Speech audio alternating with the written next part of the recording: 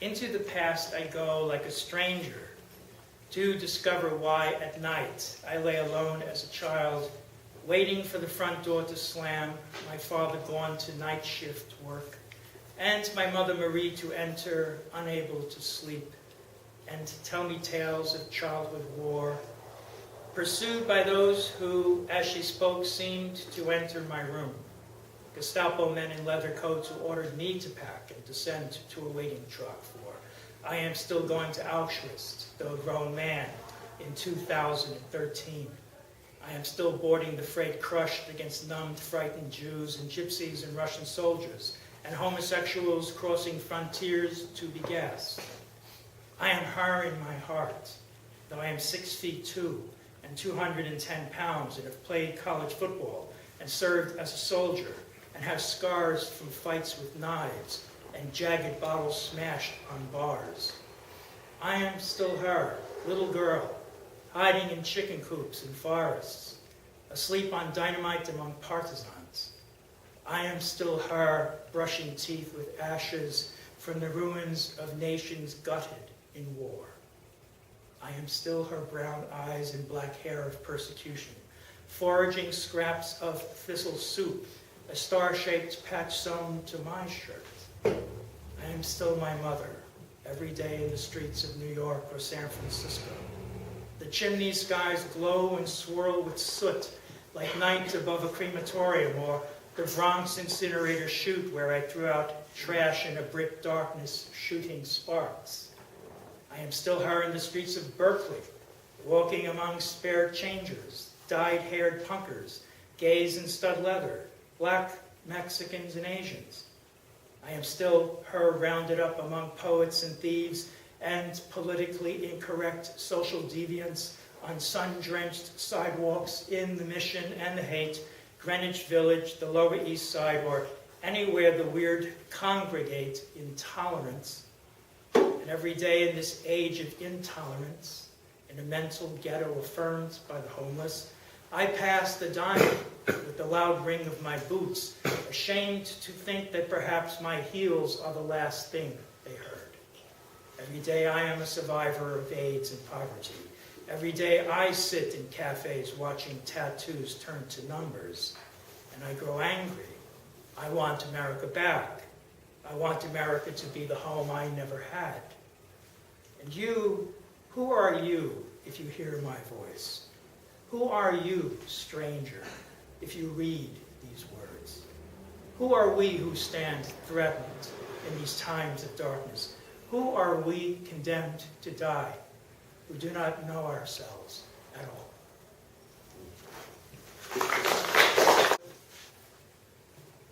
I had a friend in recovery. I said to him, I'm ready to be in a relationship. This is when I had about 6 months sober. I said, I think I'm ready to be in a relationship.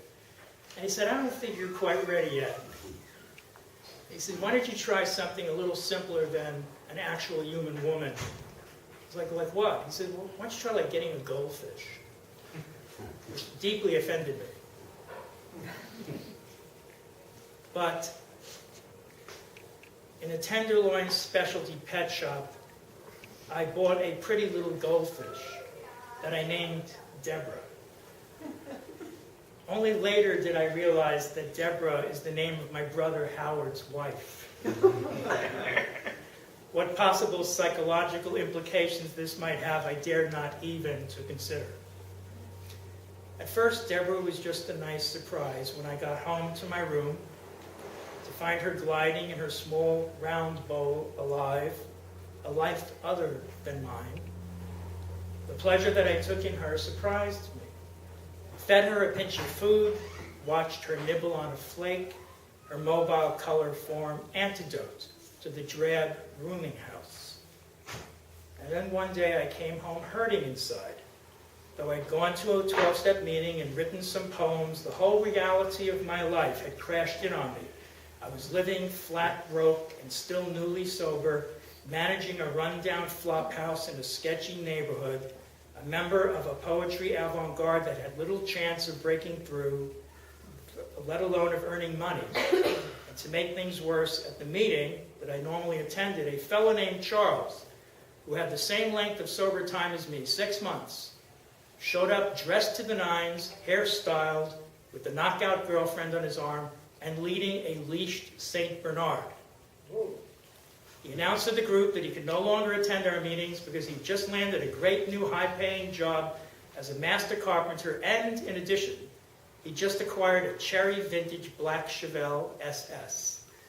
He owed it all to recovery, he said, and he looked forward to more great things that his higher power had in store for him. Hoped he'd be able to drop in on meetings now and then just to stay in touch with us. At his mention of a higher power, my insides lurched. Still couldn't claim to have found that, or even to have given it much thought. Eugene, my sponsor, had told me not to worry about it. Anytime you find another alcoholic standing in front of you, he had said, looking you in the eye and talking about sobriety, consider your higher powers there, speaking through him or her to you. Or anytime you're sitting in a meeting, consider that God is there. For now, think of God as an acronym for Group of Drunks. Those were instructions I could follow. Needed to be baby-fed sobriety, a teaspoonful at a time. Too much too fast spooked me. When I told Eugene that, he said, sure, that's right. That's why we say fear is just an acronym for fuck everything and run.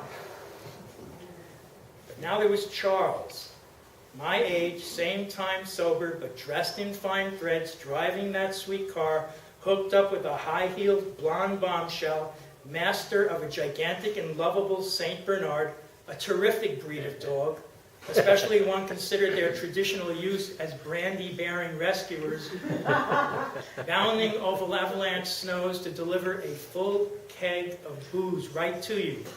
What drunk would not love such a creature? One day I confessed my envy of Charles's good fortune to Eugene, who said, I'm skeptical of whatever it is that you think he's got. What you've got is far more important. What I've got nothing. A crazy non-jobless custodian of a dumping ground for psychos, malcontents, and petty hoods. A little book of poems that maybe 50 people have read. And a goldfish in a bowl. I'm penniless, heading into middle age, still eating in soup kitchens, and my ex-wife won't even let me talk to my daughter. What have I got? I'm pathetic. This guy, he said, with the St. Bernard, he's been in recovery the same amount of time as you, but look at what conclusions he's reached. That he can handle a relationship, care for a St. Bernard, hold down a full-time job, keep up a high-maintenance car, and he'll do all that by dropping in now and then on meetings when he has time. Let's see how well that works. How's that goldfish of yours, by the way, Deborah? Swimming, I said. Well, that's wonderful. I would have thought she'd be dead by now. What's it been, a whole 2 weeks that you fed her and changed the water in her bowl? Yeah, something like that. A black cloud of gloom overtook me. I leaned forward, hands clasped anxiously. Her name, I said. It's my brother's wife's name. What do you think? Any significance to my choice of that name? Not unless your brother's married to a goldfish. Then I might say we need to have a professional look at you, but you're nuts anyway, so what would it matter? You're doing better than I ever expected. I already told you you're the worst alcoholic I've ever met, and I've seen some pretty bad ones. When I first met you, I wouldn't have given 5 cents for your staying dry a single day, but you're doing great. You have 6 months. To hell with Charles. I'll tell you what. You just decided from here on in, since your life is already a great big loss, you're going to be a pathetic recovery loser who does loser stuff like go to meetings and helping other drunks and writing poetry. Let Charles get the bimbos and the St. Bernards. You're the loser who puts recovery and spiritual life before everything. We'll see who comes out on top. When I entered my small room, Deborah would circle the bowl, small, orange, and streamlined, backlit by a soft lamp. I leaned close, said, "Hi, Deb." She looked incredibly pretty to me, beautiful even. Had doe eyes and a pert little nose, and naturally large, wide lips without any Botox. Filling a water glass, I used a small net to transfer her out of her bowl while I cleaned and changed the water. I returned Deb to her fishbowl and sat with my face close to the convex glass. She came over. Look what I got you, a friend. I removed from my pocket a tiny rubber deep sea diver that I found in a toy store and dropped it in. She darted away. It sank right to the bottom and lay there, looking dead. She swam away to avoid it. What's the matter, Deb? Don't you like the dead deep sea diver? That's what I feel like. That's what I find when I go down deep, a diver half dead. I'm so tired. I placed Deborah's bowl on a chair where I could watch her circling from my cot. She always seemed to pause on the side facing me as if she wanted to see me as much as I wanted to see her. And in this way, it seemed, we kept each other company. Can it be, I asked her, do you have feelings?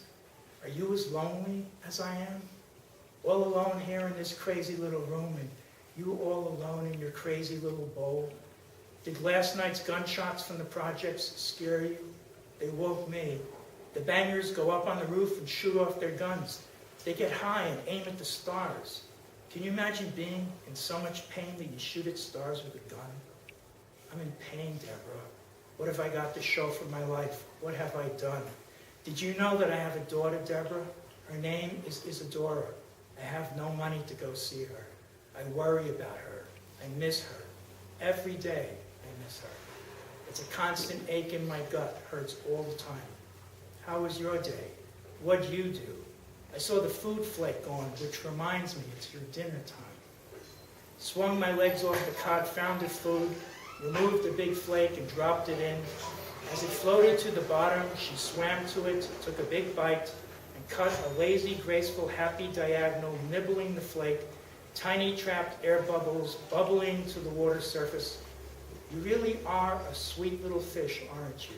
Huh, I'm surprised how much I like you. But as I continued to watch her and talk, open up more about myself, how I felt, something occurred that worried me. Immediately I called Eugene.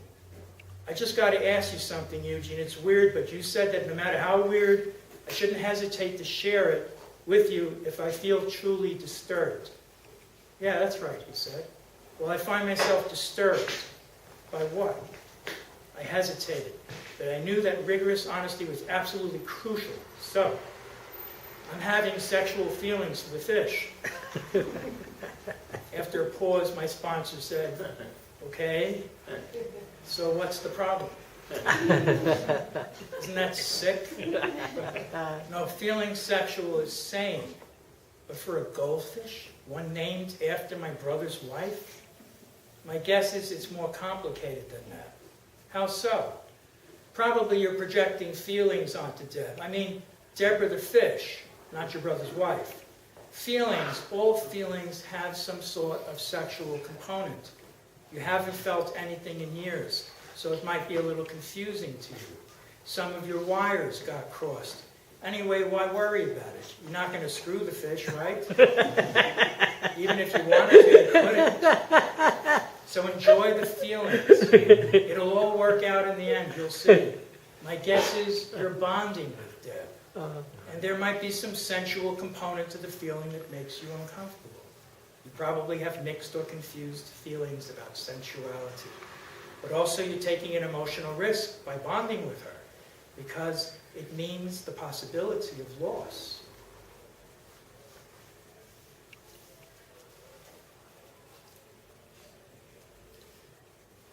I obtained for her a big bowl that I lined with colored gravel, marbles, and pretty plants to oxygenate the water, where she could hide among the soft, furry leaves, make it a home. And I loved watching her safely nestled and resting content. Some days I came rushing through the door, couldn't wait to see her, set the clock next to her bowl on a chair and watched it ticking off clean and sober time. Deb, first member of my new sobriety family, happily circled her watery living room. To this happy scene, I hoped someday to add my daughter, a girlfriend, a dog, male friends, numerous acquaintances and literary colleagues, fellow writers who believed in my work and wished me well. Returning from a meeting one afternoon on the 71 hate bus, I watched a scrawny man in rags with a Civil War-length beard jump aboard through the exit door without pain. He walked up and down the aisle, thrusting a carpenter's tool bag into people's faces, shaking it to make the metal parts clink, and asking in a loud, slurred, hectic voice, "You want to buy? I'm selling cheap." He thrust the bag at me. Our eyes met. I knew this man. His eyes shrank back.